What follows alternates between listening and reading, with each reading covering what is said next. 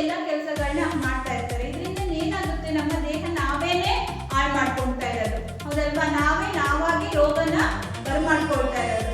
ಇಂತಹ ಚಟಗಳನ್ನ ಬಳಸೋದ್ರಿಂದ ನಮ್ಗೆ ಏನಾಗುತ್ತೆ, ಫಸ್ಟ್ ಒಂದು ಸ್ವಲ್ಪ ಖುಷಿ ಸಿಗ್ಬೋದು, ಹೋಗ್ತಾ ಹೋಗ್ತಾ ಏನಾಗ್ಬೋದು, ಪೂರ್ತಿ ಮನಸ್ಸು ದೇಹ ಎಲ್ಲವೂ ಕೂಡ ವಿನಾಶದತ್ತ ಸಾಗುತ್ತೆ.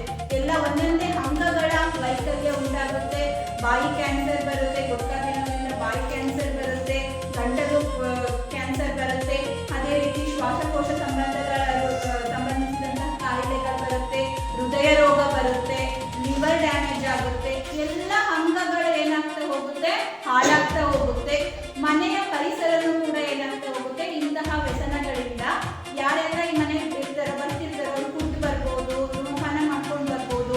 ಇದರಿಂದ ಏನಾಗುತ್ತೆ, ಮನೆ ಪರಿಸರನೂ ಹಾಳಾಗುತ್ತೆ ಮತ್ತು ಸುತ್ತಮುತ್ತಲಿನ ಪರಿಸರ ನಮ್ಮ ದೈಹಿಕವಾಗಿ ಮತ್ತೆ ಮಾನಸಿಕವಾಗಿ ನಮ್ಮ ದೇಹದ ಮೇಲೆ ಪರಿಣಾಮ ಬೀರುವಂತಹ, ಹಾಗೆ ನಮ್ಮ ಮನಸ್ಸನ್ನ ಹದಗೆಡಿಸುವಂತಹ, ಹಾಗೆ ದೈಹಿಕ ಶಕ್ತಿಯನ್ನು ಕೂಡ ಹದಗೆಡಿಸುವಂತಹ ವಸ್ತುಗಳು ಮತ್ತು ಪದಾರ್ಥಗಳನ್ನ ಯಾವುದನ್ನು ನಾವು ಸೇವಿಸ್ತೀವಿ ಅದನ್ನ ಮಾದಕ ವಸ್ತುಗಳು ಅಂತ ಹೇಳಿ ಕರಿತೀವಿ. ಅದು ಇಂಗ್ಲಿಷಲ್ಲಿ ಡ್ರಗ್ಸ್ ಅಂತಲೂ ಕೂಡ ಕರೀತಾರೆ. ಈ ಮಾದಕ ವಸ್ತುಗಳು ಯಾವ್ಯಾವುದು ಅಂದ್ರೆ ಮೊದಲನೇ ಪ್ಲೇಸ್ ಇರುವಂತಹದ್ದು ಅಫೀಮು ಆಗಿರ್ಬೋದು, ಗಾಂಜಾ ಆಗಿರ್ಬೋದು, ಹಾಗೇನೆ ಕೆಫೆನ್ ಆಗಿರ್ಬೋದು. ಇವೆಲ್ಲವೂ ಕೂಡ ಮಾದಕ ವಸ್ತುಗಳಾಗಿರುತ್ತೆ. ಈ ಮಾದಕ ವಸ್ತುಗಳನ್ನ ಯುವ ಜನತೆಯಿಂದ ಹಿಡಿದು ವಯಸ್ಕರಾದಂತಹವರು ಕೂಡ ತೆಗೆದುಕೊಳ್ಳುವಂತಹ ಪರಿಸ್ಥಿತಿ ಈಗ ವಿಶ್ವದಾದ್ಯಂತ ನಾವು ಕಾಣ್ತಾ ಇದ್ದೀವಿ.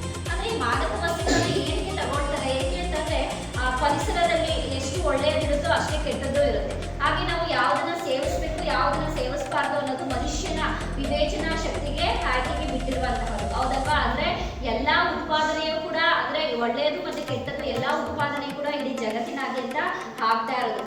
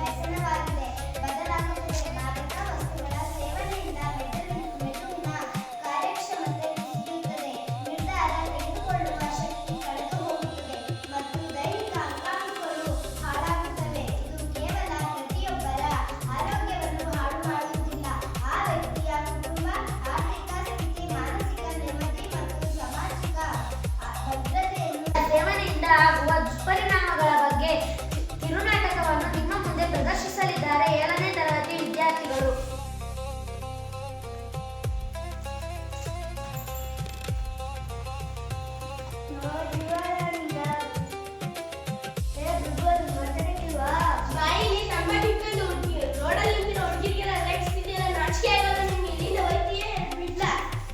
ಏನಾಗಿದೆ ಎಲ್ಲೆಲ್ಲಿಯೂ ಹೊಗೆಯೋ ಹೊಗೆ.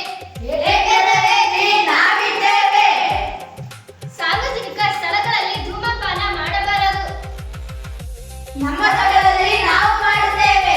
ಅದನ್ನು ಕೇಳಲು ನೀವೇ ಯಾರು? ನಮಗೆ ತಾನೇ ತೊಂದರೆ, ಬೇರೆಯವರಿಗೆ ಅಲ್ಲ. ಧೂಮಪಾನ ಮಾಡುವವರಿಗೆ ಅದರಿಂದ ಎಷ್ಟು ದುಷ್ಪರಿಣಾಮಗಳಿದೆಯೋ ಅಷ್ಟೇ ಸಾರ್ವಜನಿಕರಿಗೂ ಆಗುತ್ತದೆ. 2003ರ ಹತ್ತಿರದ ಪೊಲೀಸ್ ಠಾಣೆಗೆ ದೂರು ನೀಡುತ್ತೇನೆ.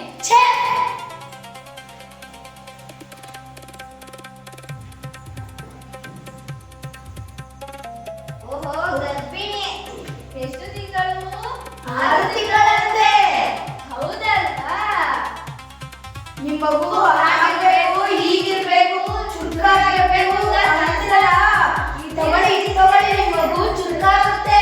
ಇಲ್ಲ, ನಾನು ತೆಗೆದುಕೊಳ್ಳುವುದಿಲ್ಲ. ಗರ್ಭಿಣಿಯರು ತಂಬಾಕು ಸೇವನೆ ಮಾಡುವುದರಿಂದ ಗರ್ಭದಲ್ಲಿರುವ ಮಗುವಿಗೆ ಅಪಾಯ ಖಂಡಿತವಿದೆ. ಇದರ ದುಷ್ಪರಿಣಾಮ ಭಯಂಕರವಾಗಿರುತ್ತದೆ. ಗರ್ಭಾವಸ್ಥೆಯ ತಂಬಾಕು ಸೇವನೆಯ ಅಪಾಯಗಳು: ಗರ್ಭಪಾತದ ಸಾಧ್ಯತೆ ಹೆಚ್ಚಾಗಬಹುದು, ಅವಧಿಗೆ ಮುನ್ನ ಅಕಾಲಿಕ ಹೆರಿಗೆ ಆಗಬಹುದು, ಕಡಿಮೆ ತೂಕದ ಮಗು ಜನಿಸಬಹುದು, ಮಗುವಿನ ಮೆದುಳು ಮತ್ತು ಶ್ವಾಸಕೋಶದ ಬೆಳವಣಿಗೆಗೆ ತೊಂದರೆ ಉಂಟಾಗಬಹುದು, ಸತ್ತ ಮಗು ಜನಿಸುವ ಅಪಾಯ ಹೆಚ್ಚಾಗಬಹುದು, ನವಜಾತ ಶಿಶುವಿನ ಆರೋಗ್ಯ ಸಮಸ್ಯೆಗಳು ಹೆಚ್ಚಾಗಬಹುದು. ಛೇ!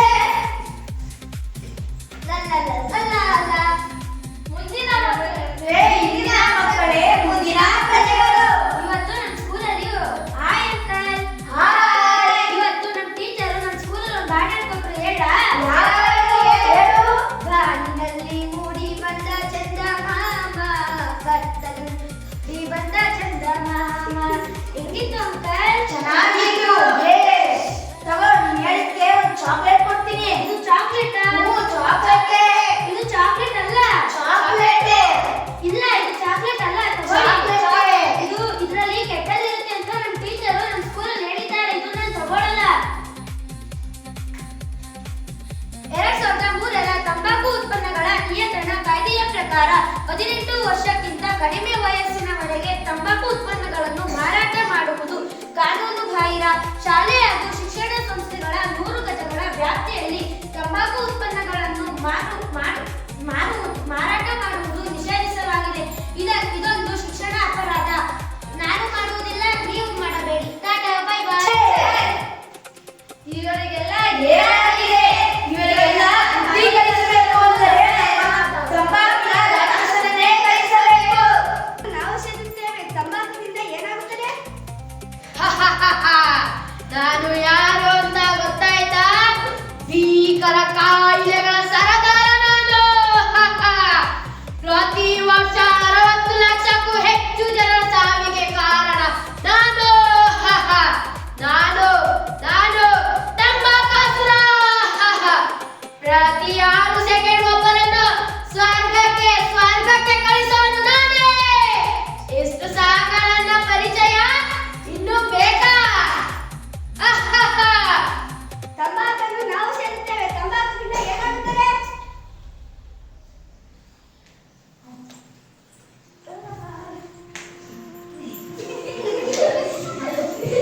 ನನ್ನ ಹತ್ತಿರ ಬಂದವರಿಗೆ ಬರೀ ಕೈಯಲ್ಲಿ ಕಳಿಸಲ್ಲ, ಬಹುಮಾನ ಕೊಟ್ಟು ಕಳಿಸುತ್ತೇನೆ. ಅದ್ದೂರಿ ಬಹುಮಾನ. ಇವರ ಹೆಸರು ತಂಬಾಕಾಸುರ, ದಯವಿಟ್ಟು ನನ್ನನ್ನು ಉಳಿಸು. ತಂಬಾಕಾಸುರ, ನನ್ನನ್ನ ಉಳಿಸು. ಇವರ ಹೆಸರು ಮುಗೆ. ಪ್ರತಿದಿನ ತಂಬಾಕು ತೆಗೆಯುತ್ತಿದ್ದ. ಇವನು ಗಂಟಲು ಕ್ಯಾನ್ಸರ್ನಿಂದ ಬಳಲುತ್ತಿದ್ದಾನೆ. ಇವನ ಹೆಸರು ಸುಕೇಶ್.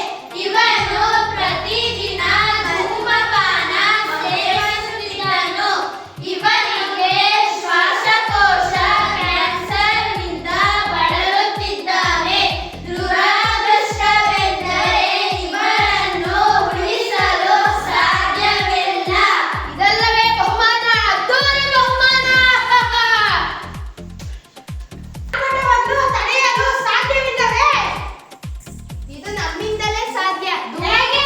ಧೂಮಪಾನ ಮತ್ತು ಮದ್ಯಪಾನ ಸಂಪೂರ್ಣವಾಗಿ ಬಿಡುವ ಸಂಕಲ್ಪ ಮಾಡುವುದು, ಆರೋಗ್ಯಕರ ಚಟುವಟಿಕೆಗಳನ್ನು ಮೂಡಿಸುವುದು, ಯೋಗ, ವ್ಯಾಯಾಮ, ಧ್ಯಾನ, ಕ್ರೀಡೆ ಮತ್ತು ಸಂಗೀತದಂತಹ ಹವ್ಯಾಸಗಳನ್ನು ಮೂಡಿಸುವುದು, ಕೆಟ್ಟ ಸಹವಾಸದಿಂದ ದೂರವಿರುವುದು, ಮದ್ಯಪಾನ, ಧೂಮಪಾನ ಮಾಡುವುದರಿಂದ ಆಗುವ ವೈದ್ಯರ ಸಲಹೆಯಿಂದ ತಂಬಾಕುಸರನ್ನು ನಾಶ ಮಾಡುವುದು.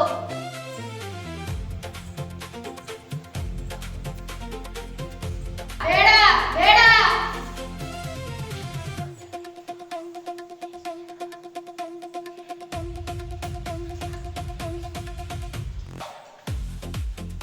ಧನ್ಯವಾದ.